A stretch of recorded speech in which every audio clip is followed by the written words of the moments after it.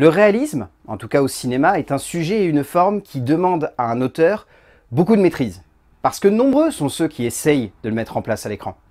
Mais très peu sont ceux à vraiment et pleinement réussir à cerner toutes ces possibilités sur une pellicule de cinéma. Tout auteur qui se respecte veut atteindre un certain niveau de réalisme pour faire en sorte que le spectateur accepte la réalité qu'il propose dans ses œuvres et potentiellement, par la suite de sa composition et de la construction qu'il donne à son métrage, il cherchera à jouer avec celle-ci pour développer quelque chose de plus.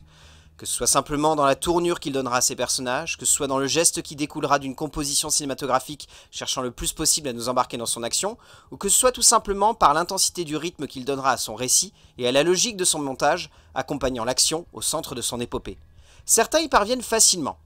D'autres ont un peu plus de mal à totalement maîtriser cela pour ne pas simplement construire un énième moment de cinéma pseudo-réaliste, mais bien une vive et intense fresque cinématographique embarquant le spectateur dans un torrent de suspense et de passion qui sonnera forcément comme une expérience hors norme et vive. Et le cinéaste dont on va parler aujourd'hui est l'exemple parfait d'une réussite totale de cela. Un metteur en scène américain précurseur d'une nouvelle manière de jouer et de construire le réalisme dans une œuvre de cinéma, amenant cette intensité de composition et de développement de cette crédibilité de l'action dans une dimension moderne au fur et à mesure que l'époque lui permet d'épouser l'idée qu'il avait en tête. Un cinéaste qui a su totalement et magnifiquement évoluer avec son temps, ne jamais se limiter simplement à ses sujets et à la puissance de leur évocation dramatique, mais cherchant surtout à donner lieu à des moments de cinéma où le spectateur, non content de ressentir l'intensité de l'action se déroulant devant lui, se sent pris d'une envie d'accompagner ses différents personnages. Michael Mann est un visionnaire dans le genre du polar réaliste post-année 2000. Mais avant tout, c'est un auteur comprenant le cinéma d'action et de tension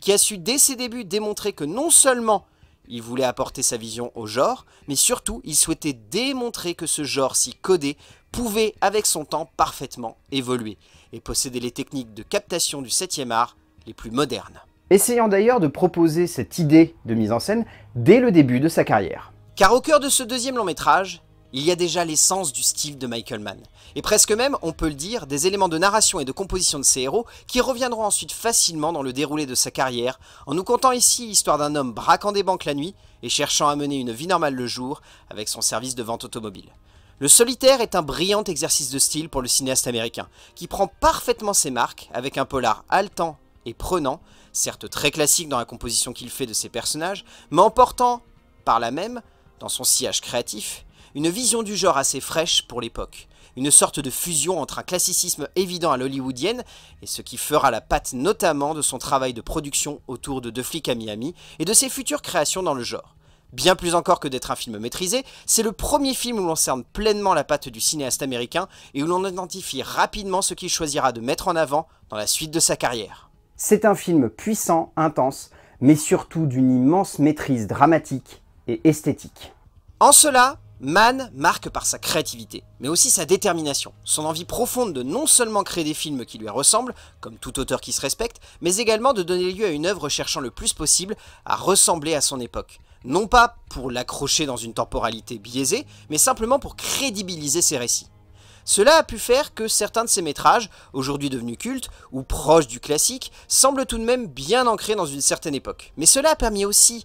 à nombre de ses films de parvenir à capter une intensité et une crédibilité qui fonctionnent encore de manière époustouflante aujourd'hui, marquant non seulement par une vraie maîtrise de la mise en scène, mais également par une finesse et une intensité de composition de l'action qui passionnent. Ce n'est pas pour rien que l'auteur, aussi peu reconnu aujourd'hui chez nous pour ses films récents, n'en reste pas moins l'un des cinéastes de sa génération les plus reconnus pour sa manière de capter l'action, de la retranscrire dans ses récits, mais aussi dans sa géniale mise en scène, souvent évocatrice et symbole d'une modernité à toute épreuve. Comme le démontre aussi bien d'ailleurs l'un de ses films les plus connus. Un long métrage que vous avez forcément déjà vu ou dont vous avez évidemment entendu parler, tant il s'est imposé avec le temps comme LE film culte de Michael Mann. Un film mêlant avec une grâce folle, la lutte effrénée entre deux hommes, une histoire de braquage, un polar à l'ancienne, mais surtout la folle course entre deux personnages identiques sur le papier, mais avec des idéaux totalement opposés.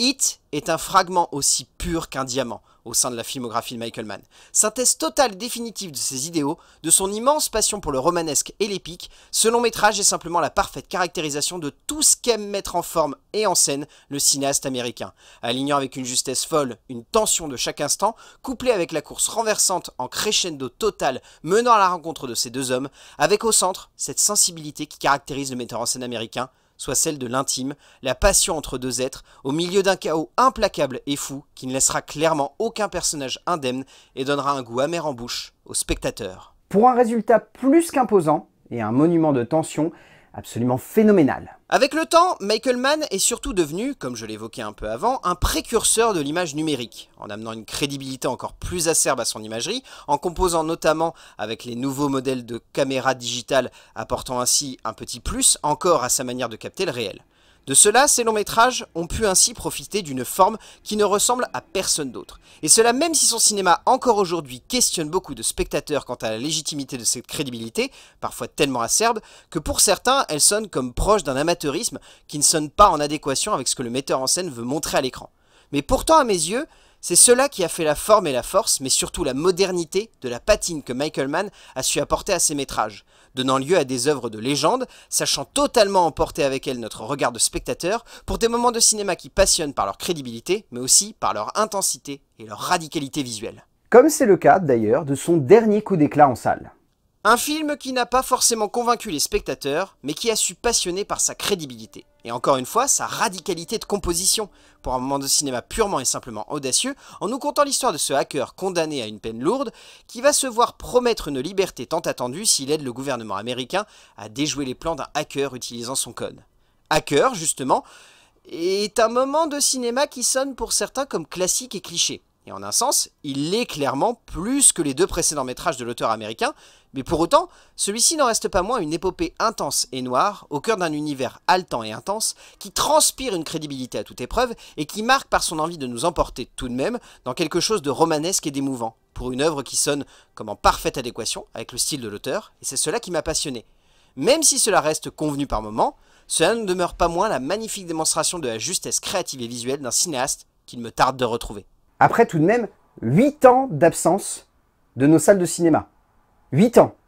C'était beaucoup trop long. Que l'attente fut longue, mais le voilà de retour, pour nous offrir le portrait d'un grand personnage de l'histoire moderne, pour un film qui semble clairement vouloir s'inscrire comme un moment de cinéma haletant et tout aussi passionnant que ce que le metteur en scène américain a pu nous offrir par le passé. En nous contant l'aventure du créateur de la marque Ferrari, il semble évident que Michael Mann veut faire plus que simplement nous offrir le portrait d'un homme qui a réussi, mais cherche aussi à confronter cet homme à une forme de réalité qui va certainement le dépasser, comme c'est souvent le cas avec le cinéaste américain.